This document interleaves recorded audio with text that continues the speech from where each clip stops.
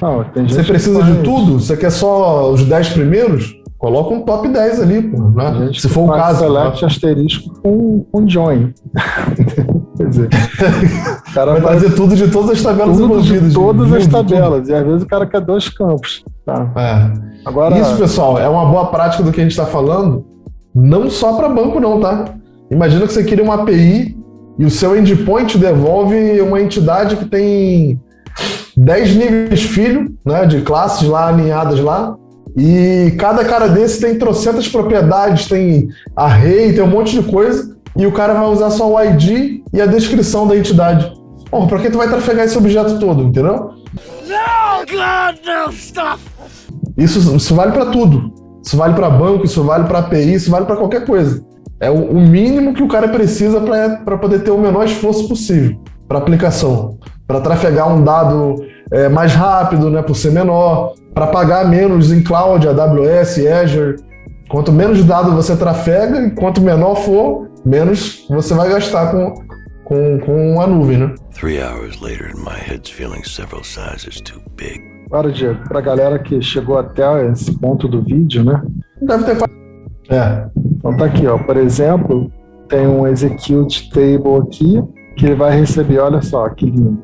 String de conexão, tipo de comando, o comando em si que vai ser executado, um array de parâmetros SQL. Se houver, viu? Aquele igual a nu ali no final tá dizendo que você pode não passar esse parâmetro. Parâmetro Ele é opcional.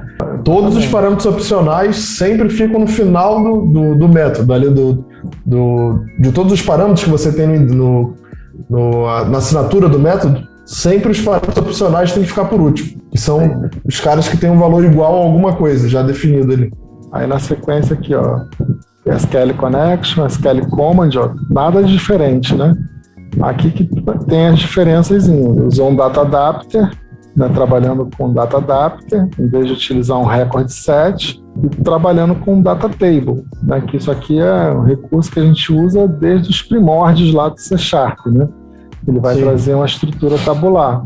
Ó, Isso é herança, tá, pessoal? Falando em linha do tempo, do VBA, do VB, que o cara trabalhava com Record Set, é uma estrutura de uma matriz. O cara tenta representar, tipo, pra galera entender, tipo uma planilha de Excel, que tem linha e coluna. Exato. Na verdade, o retorno é isso, você vai ter linhas e colunas. Então esse objeto armazenava assim. Exato. Aí trouxe aqui, ó, fez o uso do fill, né, para preencher o data table com os dados que foram trazidos no Data Adapter. E depois aqui, esse parâmetro foi passado aqui em cima, no Prepare Command, é um método que ele vai passar os parâmetros. Ó. Lembra que eu falei que pode fazer um array de parâmetros. E depois até a transação, né? Lá, até a transação. Ele vê se tem transação ou não, né? Passa a transação, passa aqui o parâmetro, faz um for each nos parâmetros para poder adicionar todos os parâmetros. Então tem o Prepare Command é para isso. Aí foi feito a Data Adapter, trouxe o Data Table para retornar. Aí na sequência aqui, ó, Execute Table, ele vai Execute Dataset, aliás, ele vai fazer uso de um objeto dataset, aí vai trazer, ó, fazer em vez de dataset ali para vocês também que nasceram depois da época do Pokémon. O dataset tem um conjunto de data tables. Aqui, ó, a gente já viu aqui, tem o execute para trazer tabela, para trazer dataset, ó, execute no query para fazer script que não vai retornar resultado. Aí tem aqui o execute escalar. Aquele que a gente falou que traz uma coluna e uma linha, um valor único. Só traz um valor. Esse cara, porque ele existe, eu não poderia usar o data reader? Poderia. Só que esse cara é mais performático do que... É o que eu falei, quanto menos coisa alguma coisa fizer, mais performática ela é. Quanto mais objetiva ela for. Aqui tem um execute escalar data table que nem é usado, que sinceramente não é usado mesmo. Aí tem aqui um insert com identity, utilizando o scope identity aqui para poder já fazer o auto incremento do ID, né? Então temos execute aqui, execute reader para trazer data reader, né, trabalhar com data reader, prepare command que eu já tinha falado, né, para poder passar a transação, verificar estado de conexão. Bom, você passando agora, você me lembrou um outro ponto interessante. Uma outra coisa que um ORM faz, na maioria das vezes, tipo o Anti-Framework, o N-Hibernate e vários outros, tem diferença, tá, na sintaxe lá do SQL de um banco para outro. A maneira de fazer, por exemplo, um top no SQL Server para pegar uma quantidade limitada de registro é top e a quantidade que você quer. Se você vai para outro banco, tipo MySQL, o Postgre, ele já usa uma outra terminologia, né? Usa limit, por exemplo. Então, quer dizer, se você montasse tudo escrevendo o SQL no braço e você quisesse mudar de um banco para outro, o seu SQL teria que mudar. Olha que dor de cabeça. Coisas que você utiliza, termos que você usa para gerar o GUID, igual o Marcos utilizou ali, para pegar o data e hora lá, o get date, né? E vários outros que a gente está acostumado a usar ali, de um banco para outro, se fosse Oracle, já era outro comando. E aí já não funcionaria.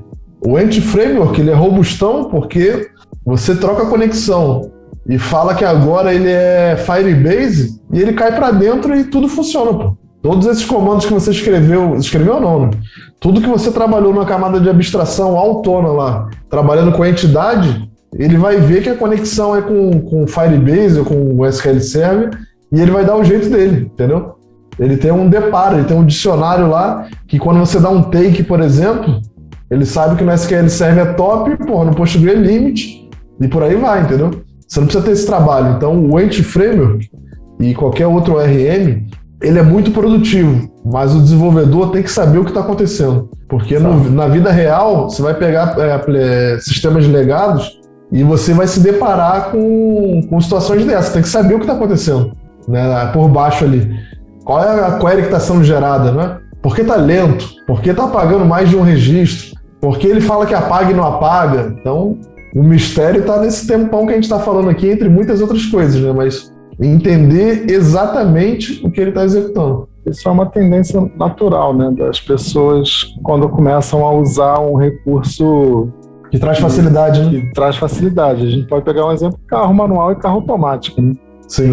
A pessoa que aprende a dirigir no carro manual, ela vai ter um controle muito melhor né, de rotação de motor, tudo mais, do que uma pessoa que já partiu logo para o automático, né? Até tem uma situação dessa aí que nos Estados Unidos lá quase não existe carro manual, né? Então, a pessoa, quando ela quer comprar um carro manual lá, ela tem que fazer um curso para aprender a dirigir carro manual.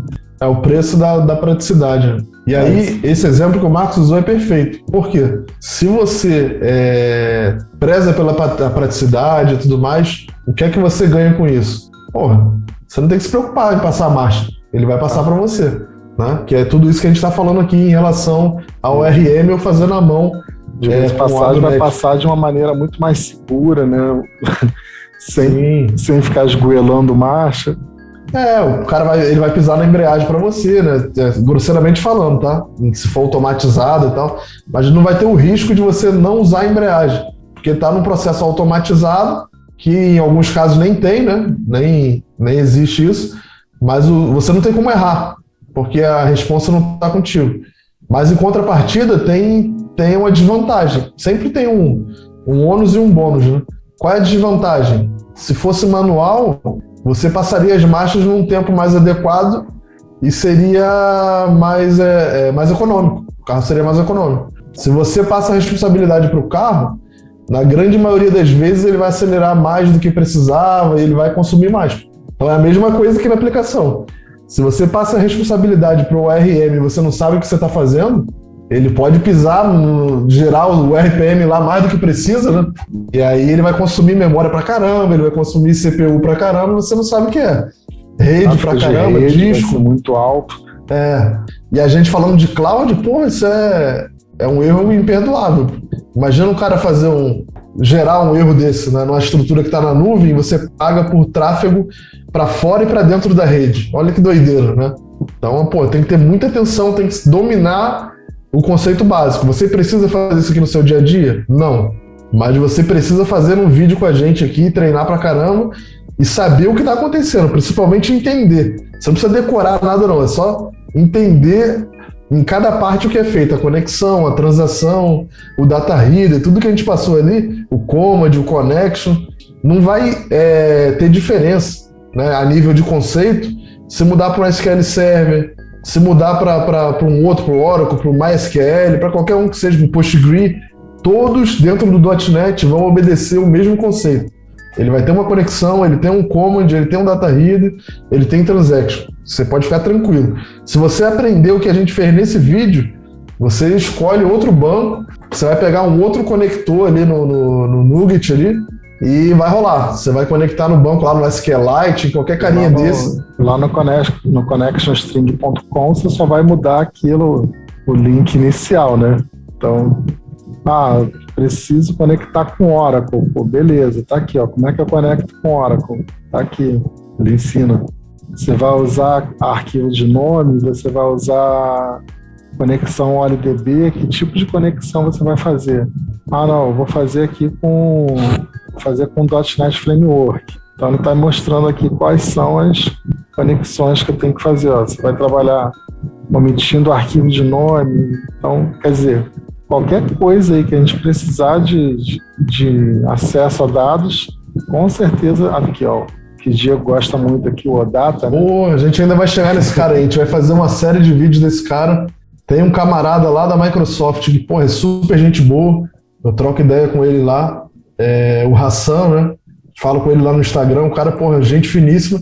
E esse cara, porra, é o pai do OData aí, que ele produz muito conteúdo, ele trabalha lá, engenheiro da Microsoft. E, porra, ele toca esse cara aí. Esse cara é parecido com o GraphQL, para quem não conhece muito Microsoft. E, porra, é legal pra caramba. Uma API feita em OData, cara, o cara do front ri de uma orelha a outra. Pô, ele não fica preso dependendo de... queria um endpoint pra mim agora pra retornar só o nome da pessoa e o ID. Queria um outro agora que eu passo a data de aniversário e ele me devolve. Não tem isso, cara, não tem isso. Exatamente. É muito legal. Ali, ó, tem tabela HTML, cara, ali. Tem string de conexão para tabela HTML, você viu lá? Olha lá, HTML table. Olha que doideira. Olha lá. Usando o OLDB 4.0.